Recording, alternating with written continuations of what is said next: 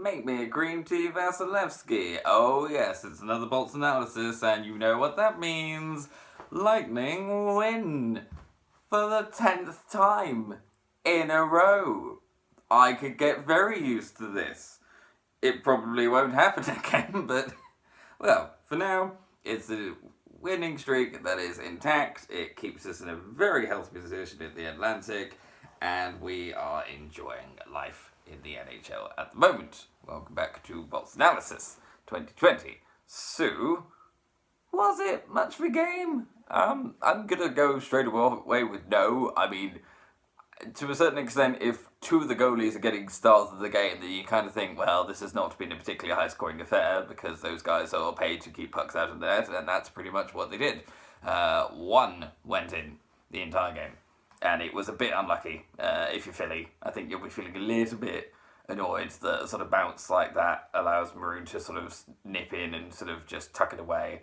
Because other than that, I don't think Philly necessarily played badly, but at the same time, we managed to negate a lot of their offensive play, and in the end, I mean, 1-0 is never technically comfortable, but it was about as comfortable as it could be.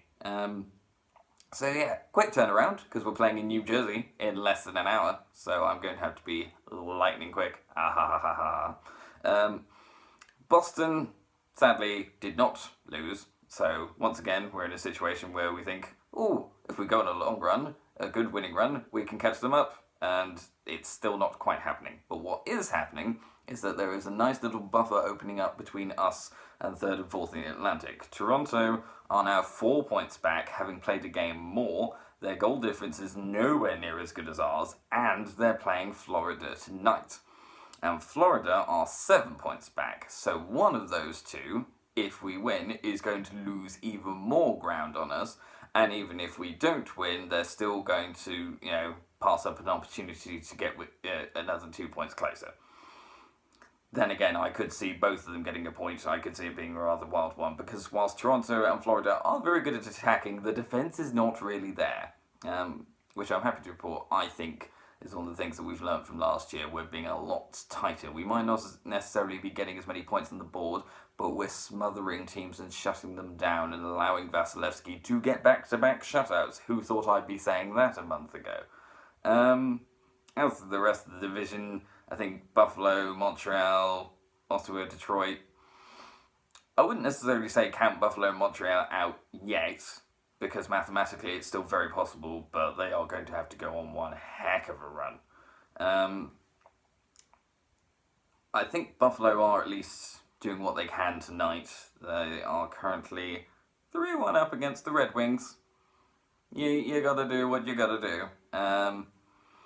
But yes, I can't really see anyone other than Florida and Toronto catching us, and at the moment we are putting a healthy gap between those two teams, so it's looking good. Playing New Jersey tonight, as I mentioned, and it's kind of a strange one, because I think of all the teams we played recently, the Devils would be one of the easiest teams to play. They have not done very well at all. They only have 39 points at this stage of the game. They are 13 points off a wildcard spot. It is that bad. They have made some horrendous mistakes throughout the season, with goalies not staying in nets, scoring an own goal in overtime, just things like that, where you just think, what's happened here? This is a team that was trying to make a good playoff bid, and it just... any way you can think of it going wrong, it has so far. But last night, it did not go wrong. They went to Washington and they won 5-1. So if a team can beat the Capitals like that, and in their own backyard, then they probably shouldn't be underestimated entirely. I think as long as we do what we've been doing in current games, then we'll be fine. But if we go back to the sort of bad old Lightning, where we think we're dominating a game but they still score more than us, then it won't end well. But fingers crossed that doesn't happen. And I feel like as long as we don't let the game sort of become crazy goals with sort of, you score 3, we'll score 4 sort of mentality, we'll be alright. And it could be win number 11, which would be fantastic. Looking elsewhere, Carolina do kind of look like they've sort of created a nice little buffer for themselves in that wildcard spot. The first wildcard spot, that is. They managed to beat the Kings on Whalers night, so they're doing okay. I feel like the Islanders are slipping a little bit. might just be me, but down to third at the moment, and only 2 points ahead of Carolina. They do have games in hand, but it just feels like they might not be quite clicking. And the thing is, for the Islanders, their work ethic is fantastic, and Barry Trotz is a great coach. But are they sort of the cream of the crop in terms of talent? Not superstar sort of level, not really, no. So if the work ethic drops, and the coaching isn't quite up to point, then the Islanders might be in a bit of bother.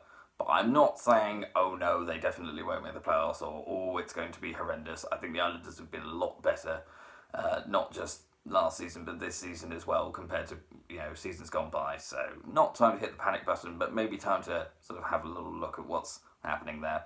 And once again, the Western Conference turns out to be the much more interesting of the two, particularly in what's happening in the Pacific and the wildcard spots, because Calgary are top of the Pacific, having beaten the Edmonton Oilers, which is always fun if you're a Calgary fan.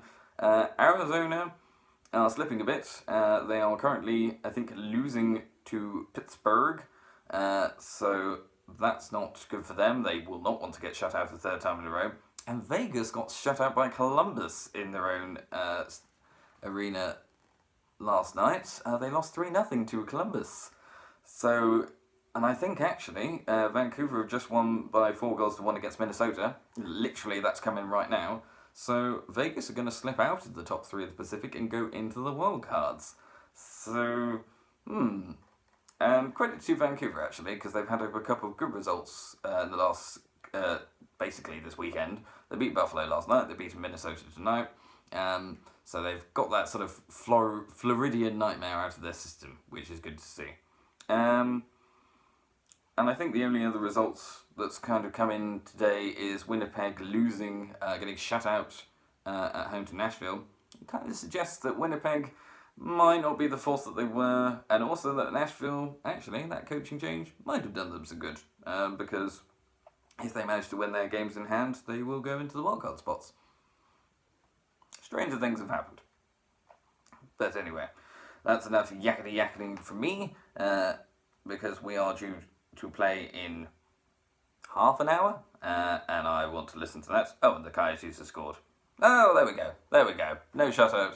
The Coyotes aren't getting shut out for the third game in a row. That is good to see. I will laugh if Phil Kessel scored. No, he didn't, but I would have laughed. Anyway, that has been another Bolts analysis from me. Here's fingers crossed to 11 wins out of 11. And remember, the devil is in the detail. But tonight, it's also in New Jersey.